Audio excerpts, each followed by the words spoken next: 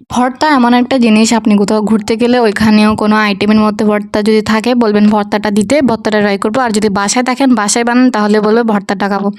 এটা এত বেশি মজার কেন জানি না, সবার কাছে অনেক বেশি ভালো লাগে ভর্তা আইটেমটা। আগে এটা দিয়ে খাওয়া শুরু করতে হয়। সবচেয়ে ইন্টারেস্টিং বিষয় হচ্ছে আজকে কিন্তু একটা ভর্তা না, চারটা ভর্তা বানানো হয়েছে। তো দুইটা অল্প হচ্ছে, এখানে আম্মু সুন্দর করে এগুলো বানাই, অনেক বেশি মজা। তো আজকে কিন্তু 4 রকমের ভর্তা ছিল। তো দুইটা অলরেডি খাওয়া হচ্ছে, এখন এটা হচ্ছে মিষ্টি কুমড়া ভর্তা। ভর্তাটা বেশি মজা কারণ এটা একটু মিষ্টি মিষ্টি আছে। তো অন্যান্য ভর্তাগুলো ঝাল হলেও এটা একটু মিষ্টি, কারণ মিষ্টি কুমড়াই তো, নামই তো মিষ্টি কুমড়া। এটা এটা খেতে ভালোই আছে। আপনারা ট্রাই করবেন অবশ্যই। মিষ্টি কুমড়াকে তেলে ভেজে এরপরে ওই যে পেঁয়াজ মরিচটা সুন্দর করে ভেজে এটাকেও মাখিয়ে তারপর এগুলো দিলে হয়ে যাবে। আর আমার আম্মুর এখানে হচ্ছে রেসিপি আছে, আপনারা চাইলে দেখতে পারেন। তো এরপরে নিলাম হচ্ছে ভেন্ডি ভর্তা, এটাও মজা।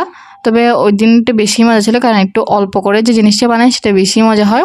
তো এটাও বরাবরই মজা ছিল, খাচ্ছিলাম। এরপরে ছিল হচ্ছে ফ্রাই।